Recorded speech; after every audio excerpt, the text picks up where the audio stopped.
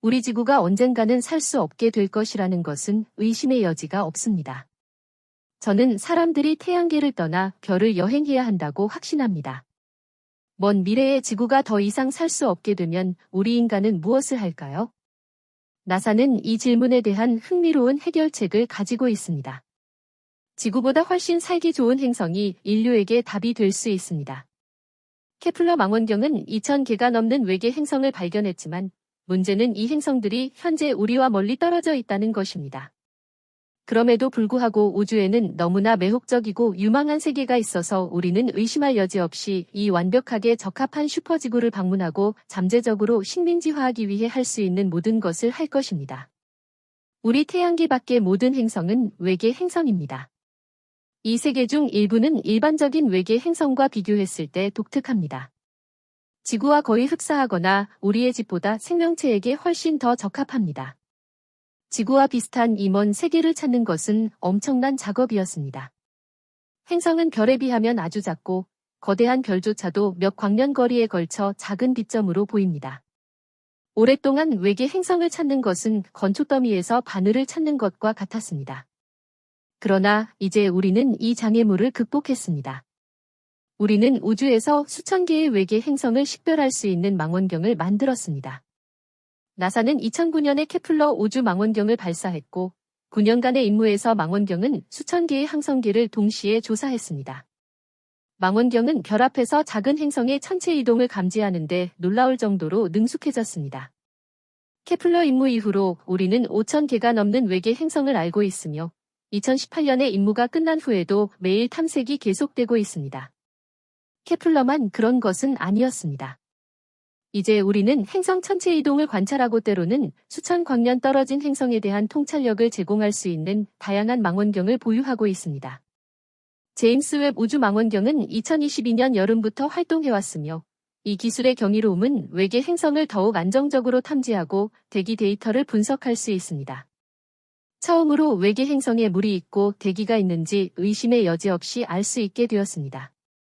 저희의 연구는 빠르게 진행되고 있으며 현재 지구보다 생명체에 더 적합한 세계가 24개 이상 있다는 것을 확실히 알고 있습니다. 지금까지 이러한 행성 중 일부만 자세히 연구했기 때문에 아마도 훨씬 더 많을 것입니다. 행성을 식별하는 것은 한 가지이고 조건을 확인하고 세부 사항을 배우는 것은 지구와 유사한 행성과 아마도 우주의 생명체를 찾는 탐구의 또 다른 부분입니다. 웹 망원경은 몇 시간 내에 이 작업을 쉽게 달성할 수 있지만 관측 시간이 제한되어 있으며 다양한 다른 과학 임무에도 활용됩니다. 웹은 외계 행성을 검색하고 분석하는 데 그치지 않습니다. 외계 행성을 조사하면 물이 있고 대기가 있는지 확실히 알 수 있습니다. 웹은 또한 행성 환경에서 가정되는 바이오마커, 즉 생물학적 생명과 관련된 가스와 원소를 식별할 수도 있습니다. 웹의 강력한 기구는 행성에서 인공 조명을 감지하여 문명의 흔적을 찾을 수 있습니다. 또한 우주 전체에 다른 문명이 흩어져 있을 수 있고 우리가 아직 먼 거리 때문에 접촉 방법을 알아내지 못했을 수도 있다는 사실에 흥미를 느끼십니까? 하지만 언젠가 우리가 그렇게 할 수 있다면 또는 이 존재들이 우리의 존재를 알게 된다면 인간의 존재는 무한한 수준으로 끌어올려질 것입니다. 지금까지 우리는 시작점에 있을 뿐입니다. 시작점이 있는 곳에 길이 있으며 우리 인간은 오랫동안 이 길을 틀림없이 따라왔습니다. 우리는 우주가 실제로 무엇인지 알아야 합니다. 우리는 우주가 어떻게 기능하는지, 그리고 우리가 여행하고 탐험할 수 있는지 이해해야 합니다. 그리고 물론 우리는 다른 누가 있는지 알아내고 싶습니다. 이 행성에 생명체가 있을 수 있을까요? 케플러-452b는 인류의 탐구에 초점이 된 행성 중 하나입니다. 케플러-452b는 대륙과 바다를 모두 가질 수 있는 단단한 표면을 가진 암석 행성입니다. 이 행성은 백조자리에서 1400광년 떨어져 있으며 2015년 7월부터 알려졌습니다. 나사 연구원들은 외계 행성이 케플러-452b 별 앞을 지나가면서 약간 어두워졌을 때 통과법을 사용하여 이를 발견했습니다. 케플러-452 별은 우리 태양과 흥미로운 유사성을 가지고 있으며 궤도 주기는 385일로 일반적으로 지구 1년과 비슷합니다. 지름이 약 1.2배 더 크기 때문에 슈퍼지구로 간주됩니다. 이러한 행성은 일반적으로 지구보다 약간 크고 다소 더 뜨겁고 우리 태양보다 수명이 긴 별을 공전합니다. 우주론자들은 이러한 별을 K별이라고 부르고 우리 태양은 G별이라고 합니다. 우리 태양은 100억 년 후에 스스로 고갈되고 K별은 최대 700억 년 동안 활동할 수 있습니다. 과학자들은 진화할 시간이 더 많기 때문에 수명이 긴 별 주변에서 고도로 발달된 생명체가 더 잘 형성될 수 있다고 믿습니다. 인간은 약 45억 년 전에 지구에 나타났습니다. 이제 약간의 행운이 따른다면 우리 행성이 이상적인 일상 환경을 제공하는 수십만 년 더 살 수 있을지도 모릅니다. 그러나 기후 변화로 인해 상황이 어려워질 수 있습니다. 바로 이러한 미래의 상황 때문에 우리는 잠재적인 대체 세계를 찾고 있습니다. 우리가 장기적으로 종족으로서 살아남고 싶다면 우주로 나가 다른 행성을 식민지화해야 합니다. 케플러 임무에서 발견한 거주 가능한 외계 행성이 무엇인지 조사해야 합니다. 케플러-1625b는 목성 크기의 외계 행성으로 해왕성 크기의 달을 끌고 있습니다. 그런 세계가 또 다른 지구일 수 있을까요? 행성이 바위투성이라면 적어도 이론적으로는 지구와 비슷한 거대한 행성이 우주에 있을 수도 있습니다. 우주에는 모든 크기의 행성과 별이 있습니다.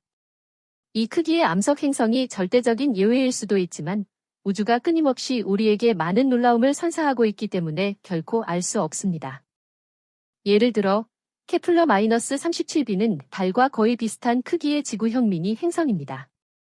그렇다면 케플러-1625b도 크기에 상관없이 암석 세계가 될 가능성이 없는 이유는 무엇일까요? 지금까지 우리는 약 8,000광년 떨어진 이 세계에 대해 거의 알지 못합니다.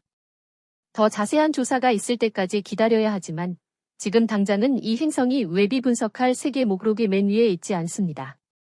연구자들에 따르면 훨씬 더 적합한 세계가 있다고 합니다. 외계 행성 케플러-91b는 우리가 다른 집을 찾아야 한다는 것을 거의 충격적인 방식으로 보여줍니다. 이 불행한 개체는 별에 삼켜질 것입니다. 이것은 미래에 대한 짧은 엿보기일까요? 지구에서도 예상할 수 있듯이 케플러-91b는 수명이 다하는 5,500만 년 후에 모성에 삼켜질 것입니다. 별은 피할 수 없이 적색거성으로 성장하고 있으며 어느 시점에서는 본질적으로 불쌍한 행성을 삼킬 것입니다. 비슷한 상황이 우리 태양계를 위협합니다. 조만간 태양이 확장되기 시작하면 지구에서 이미 문제가 생길 것입니다. 온도가 몇 도 상승하면 섬세한 생태계가 교란될 수 있습니다. 게다가 민감한 생태계를 파괴할 수도 있습니다. 우리는 이미 온실 환경에서 이러한 효과를 볼 수 있습니다. 이러한 발전은 불과 몇천 년 만에 지구를 불편한 곳으로 만들 수 있으며 그때조차도 우리 종족은 어딘가에 대안이 있는지 확인해야 합니다. 인류가 언젠가 TRAPPIST-1 시스템에서 또 다른 집을 찾을 것이라는 사실이 이를 가능하게 합니다. TRAPPIST-1은 우리 태양과 놀라울 정도로 유사하며 그 근처에서 6개의 외계 행성이 발견되었습니다. 5개의 내행성은 매우 빠르게 별을 공전하며 불과 10에서 47일 만에 1년을 완료합니다. 그러한 행성에서 생명체가 존재할 가능성은 다소 낮습니다. TRAPPIST-1이 우리 태양보다 약간 차가워도 이 행성들의 복사선은 아마도 유기 생명체가 살기에는 너무 높을 것입니다. 그러면 가장 바깥쪽 6번째 행성인 케플러-11g가 남는데 한 궤도를 도는데 118일이 걸립니다. 2017년에 이 시스템에 대한 새로운 조사에서 TRAPPIST-1 시스템에 적어도 하나의 다른 행성이 존재한다는 사실이 밝혀졌습니다. 그렇다면 추가적인 희망이 있을까요? 이 시스템의 외행성이 실제로 지구와 비슷할 수도 있습니다. 그러나 우리와 이 세계 사이의 거리가 불과 2,000광년이라는 문제가 여전히 있습니다. 우리가 빛보다 빠른 속도를 터득하면 우주가 우리에게 열릴 것입니다. 워프 드라이브로 우리는 우주의 거의 모든 지구와 비슷한 세계를 방문할 수 있을 것입니다. 이런 종류의 운송에서 거리는 더 이상 역할을 하지 않을 것입니다. 이런 생각은 상쾌하고 많은 사람이 그것이 허구라고 믿습니다. 하지만 지구상의 수많은 연구그룹이 실제로 스타워시프 엔터프라이즈와 다른 우주모험에서 알 수 있는 것과 같은 추진 시스템을 개발하고 있습니다. 케플러는 상대성 이론이 사실임을 보여줍니다. 현재 우리가 우주로 여행하는 것을 막고 있는 것이 아인슈타인의 상대성 이론이라는 사실을 모르셨을 겁니다. 천문학의 어머니인 그는 무엇보다도 4차원 공간에서는 빛보다 빠르게 이동할 수 있는 것이 없다고 말합니다. 질량을 빛의 속도로 가속하려고 하면 이 속도에 도달하는데 너무 많은 에너지가 필요하기 때문에 필요한 힘의 양이 무한할 것입니다. 실제적으로 이는 에너지를 모을 수 없다는 것을 의미합니다. 그럼에도 불구하고 일종의 허점이 있습니다. 차원 간 여행 또는 시공간 접힘입니다. 워프 드라이브는 접힘이 생성되는 방식으로 시공간을 왜곡하는 것을 포함합니다. 그런 다음 우주선은 차원 접힘을 통과하고 엄밀히 말해서 더 이상 존재의 4차원 메시 내에서 움직이지 않습니다. 이는 아인슈타인의 법칙이 더 이상 적용되지 않는다는 것을 의미할 수 있습니다. 여기서 우리는 천문학의 이 황금의 법칙, 이 모든 현상을 정말로 설명하는지 아직 알 수 없습니다. 무엇보다도 케플러 망원경이 아인슈타인 이론의 정확성을 더욱 증명했습니다. 이 망원경은 우주에서 처음으로 아인슈타인 고리를 관찰했습니다. 이것은 이중성주의의 빛의 왜곡으로 두 별 중 하나가 중력을 통해 중력 렌즈를 생성하여 매우 특정한 방식으로 빛을 굴절시킵니다. 2013년 케플러는 100조짜리에서 정확히 이 효과를 보여주는 천체 KOI-256을 발견했습니다. 여기에서 작은 붉은 외성이 0.6 태양 질량의 백색 외성을 공전합니다. 그러나 아인슈타인이 모든 것에 대해 옳지 않았기를 바라며 우리 인간이 언젠가는 먼 행성을 직접 방문할 현실적인 기회가 있기를 바랍니다. 아인슈타인은 우리라는 종은 결코 학습을 끝낼 수 없을 것이며 우주의 크기와 다양성은 항상 우리에게 더 많은 탐험과 발견의 분야를 제공할 것이라고 확신했습니다. 알베르트 아인슈타인이 말했듯이 가장 중요한 것은 탐색과 탐험을 멈추지 않는 것입니다. 우리에게 호기심과 무언가를 발견하려는 의지가 부여된 데에는 충분한 이유가 있습니다. 지금 채널을 구독하고 다른 비디오를 놓치지 마세요.